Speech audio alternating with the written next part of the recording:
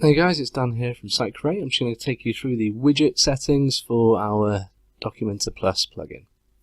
So in the previous videos we've crafted this sample documentation, we've gone through the settings to tweak how it looks and the download, etc, etc. And in this video we're going to go through the widget settings themselves. So to get to this, we'll go to Appearance and Widgets. And we'll just crack this open and have a look what we've got.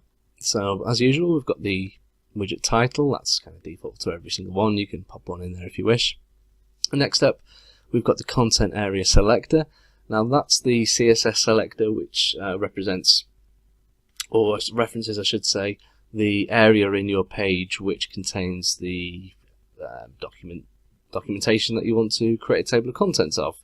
So by this I mean, if we look at our sample, if you were to create a page or a post on your site, you can just pop in any old content, and the idea is if you right click here in Chrome for instance, each browser's got its own similar example, but if you right click the area where your text is and hit inspect, what you're going to need to do is just kind of scroll up and down the HTML until you find whichever area is highlighted which contains the text we want.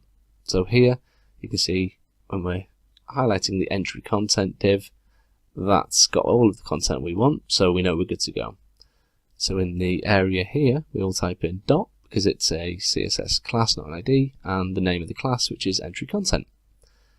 Next up we've got the headings that we want to use. Most of the time you're probably just going to keep this standard, but it's really up to you.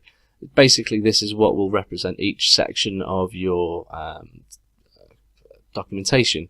So if you want to have each H1 in a page act as a section, and then have H4s, for instance, as the subsection, you can do that. It's up to you. Just give this a comma separated list of the headings you want to use, and it will do the rest. Next up, we've got the scroll offset. That is basically something to account for things like fixed headers. So for instance, if you've got a big, thick fixed header as you scroll, you may notice this particular widget gets lost underneath that. Here you can increase the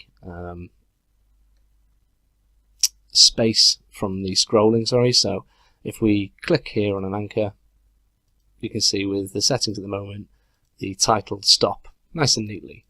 If you had a fixed header or something, then there's a chance that they may get hidden. So if I just quickly click here, you can see there as we click on each one, the titles are getting lost off the top of the page. So here's basically the setting we can use to give things a bit of a buffer. So if you're finding that when you click on an anchor the title of that section is going off the page, that's what you need to do. Next up you've got the text for the button. Simply just type in what you want and it will appear as the title there.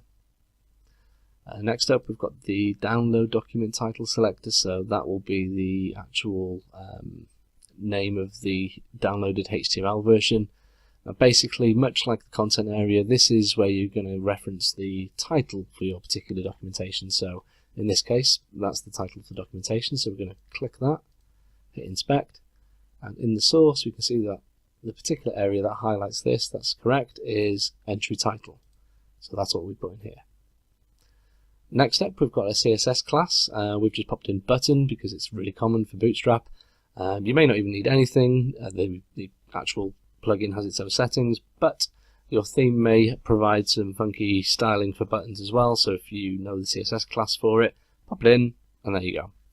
And then finally, this is a very handy one if you're using posts, regular posts as your main documentation area.